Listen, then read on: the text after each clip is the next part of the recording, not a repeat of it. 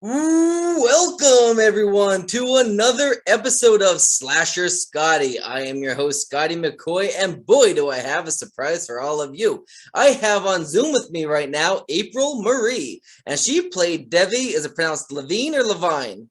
Is Queen Debbie Levine, darling. Queen Debbie Levine in Massacre Academy. Hey, April, how you doing? I'm good. So glad that we can have this. I know, I believe it was Stephanie Swift, who's one of your co-stars in Massacre Academy, recommended I reach out to you for an interview. And I'm Well, like, yeah, interviewed absolutely. the whole rest of the damn class. I was, cast. I was waiting for you to get to me, but I guess we always have to save the best for last. Absolutely, absolutely. And I absolutely, I mean, I love Mark Cantu. He's a great guy. And he was the first one from Massacre Academy. I obviously hit up, and I messaged him and on Instagram, because I think we might have been friends on Facebook already, but I wasn't aware of that. I just seen him on Instagram one time post something about Massacre Academy in my feed, and I'm like, you know what? I'm gonna send him a message, see if he wants to come on my show and promote Massacre Academy. I knew I think it was something about the main premiere was about to come up. I think that's what the post was. So Okay. I had him on, and we became instant friends immediately, and like we really became instant friends, and yeah, and then he ended up getting me obviously Jess, Sierra, and Christina, and then from there I ended up having obviously Ashley Rain, Stephanie Swift. Obviously, I have you on now, the best for last. We start with the director and we end with the queen. There we go. So the first question I got for you is, how did you get your start into acting? Oh, well, I was always doing it in high school, doing the little plays, all that, and, kind of, grow out of it and, Mm, become an adult and all those little passions kind of, get mhm, swept under the rug. And so, every now and then I'd see some kind of casting call for backgrounds downtown and mhm, I'd go into that.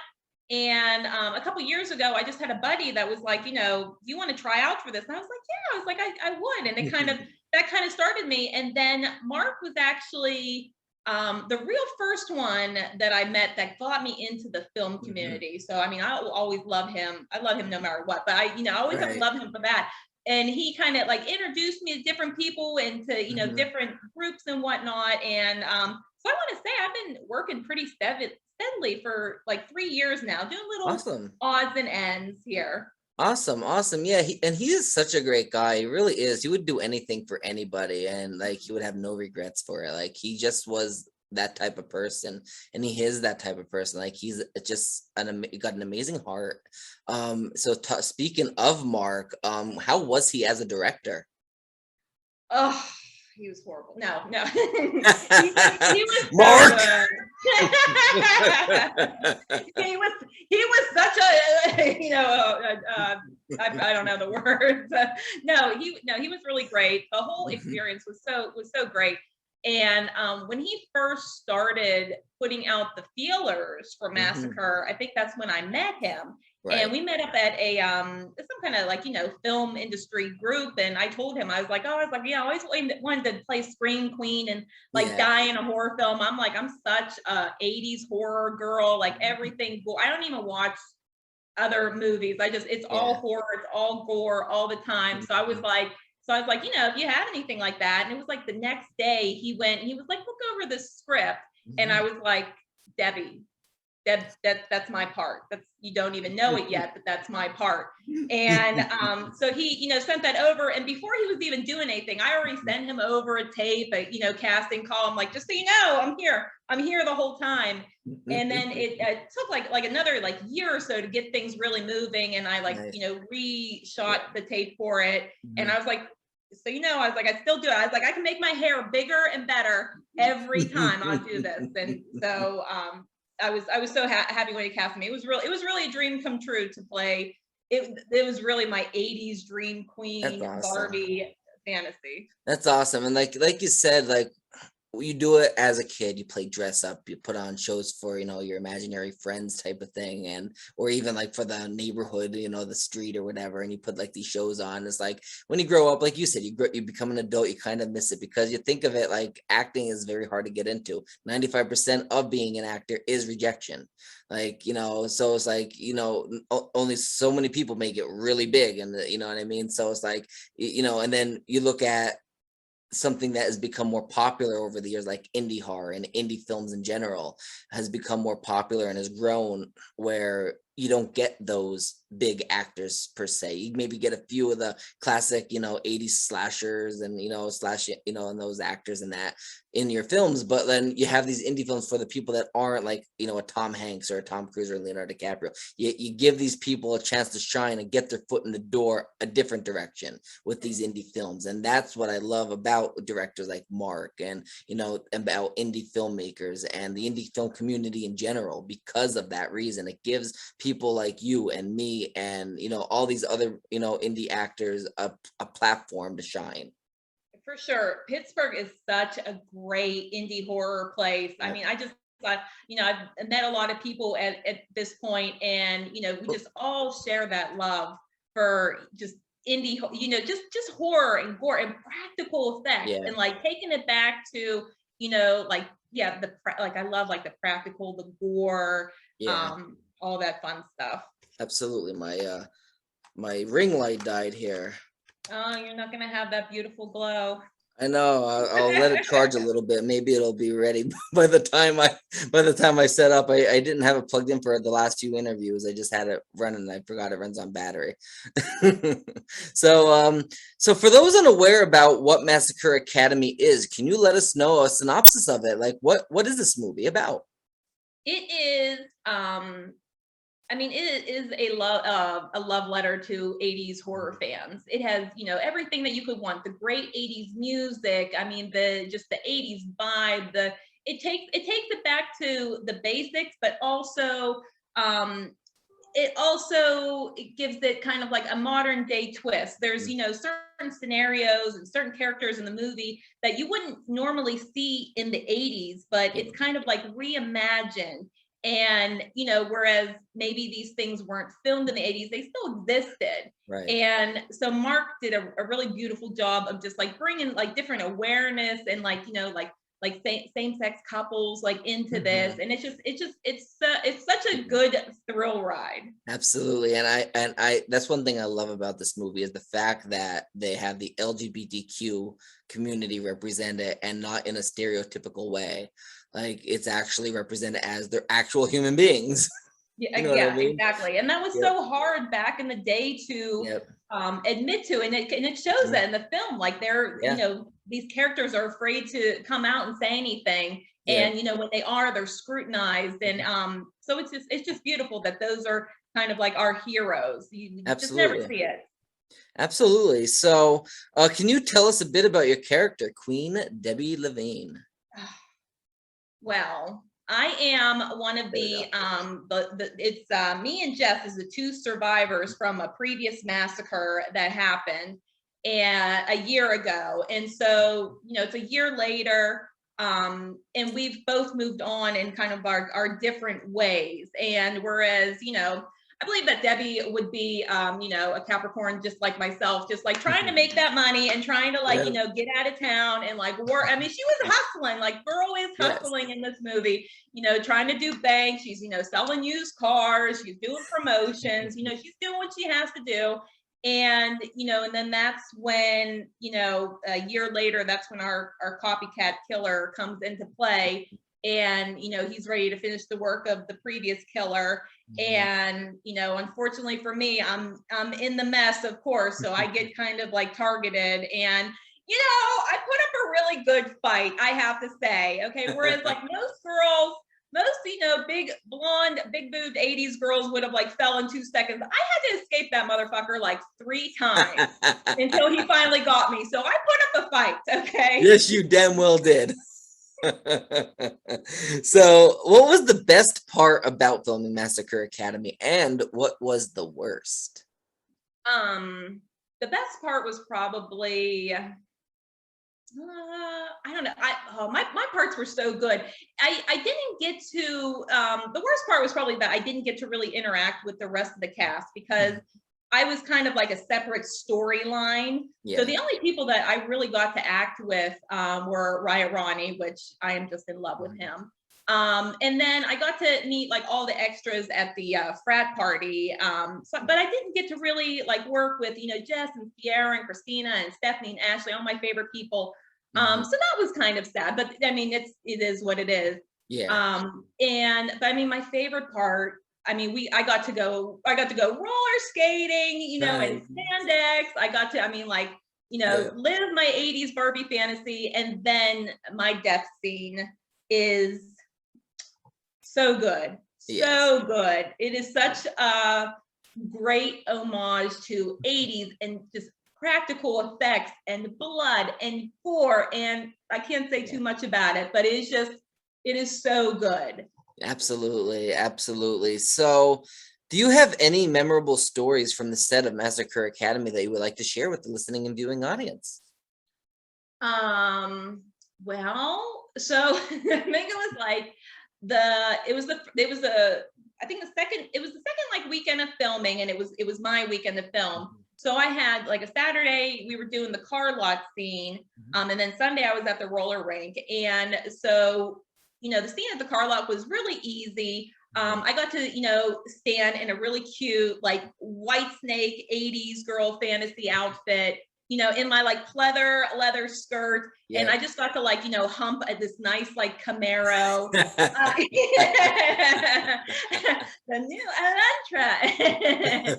And so I was wearing this really tight, like I'm a thick girl. I got like some curves on me. Like I probably wouldn't have survived in the 80s, but I went and I fit my fat ass into this like really tight pleather skirt, like this Kelly Bundy pleather skirt.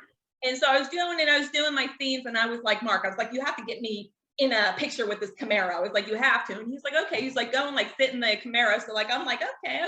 And I go and I like, open the door of this Camaro and I sit down, and my skirt just splits right up the back. And so I have Mark, I have Jamie, the guy that had the Camaro. I have was Xander there? I'm not sure if I thought Xander was. Yeah, Xander was, the producer was there. Are you still there, Scotty? Yep, I'm here. Okay. The producer was there. Sorry. No problem.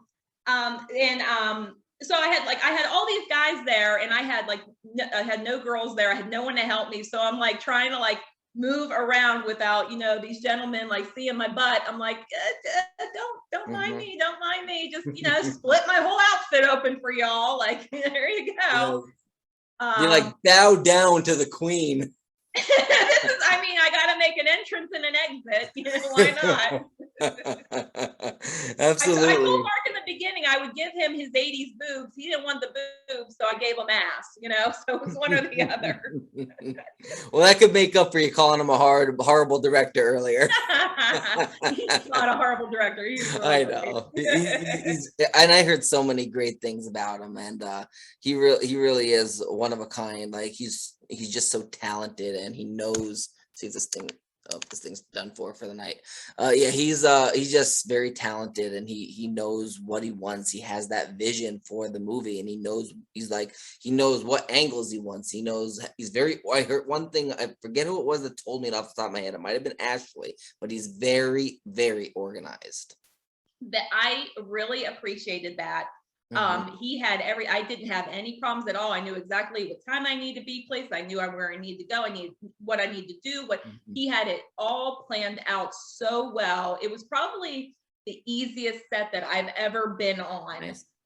Just because of that, because like a lot of these indie films, no one knows what they're doing. Things are flying everywhere. No one has a spot or whatever. And you're just waiting around, and it wasn't like that. He knew exactly what, we were shooting, boom, I need you here, boom, go relax.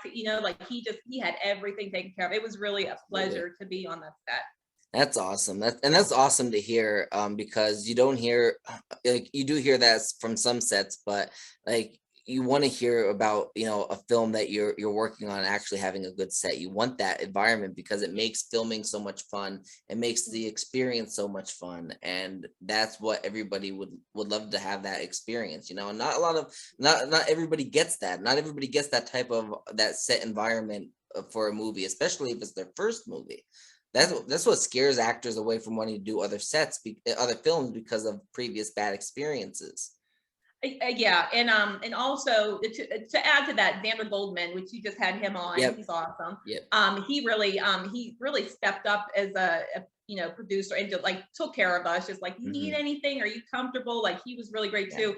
It was really the first time that I don't want to say that I was on a student film, and I felt like a queen on that one. But like, I felt like this was really good. It was just really Right. It was really easy, really well taken care of. It was That's nice, awesome. yeah. Because indie film, you're not really, you're not making much money, not anything like that. So usually it's like, you get like a donut, you're taken care of. But this was really great. Absolutely. I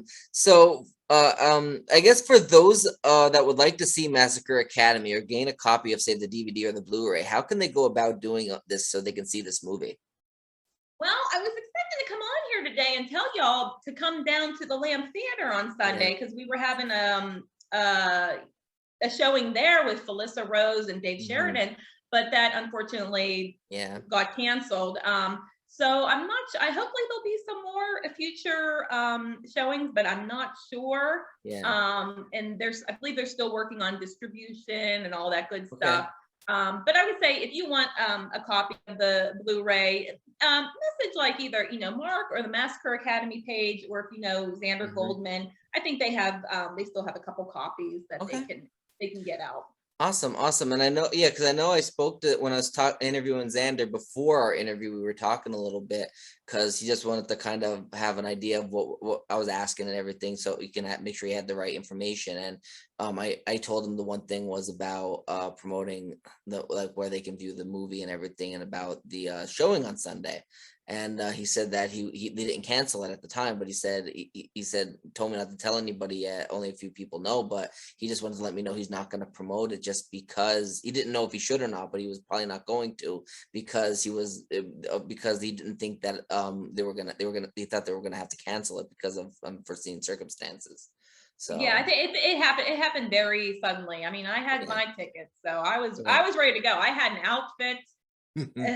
So absolutely. And I had Dave Sheridan on, and we talked about and he mentioned about me doing like an interview for Scotty, even just for Facebook Live, where I could interview the cast during like the Q&A or something like that. And I talked to Mark, and he loved that idea. We were gonna make that happen. It's gonna have Felissa on, Dave Sheridan, Mark, Xander, and everybody involved.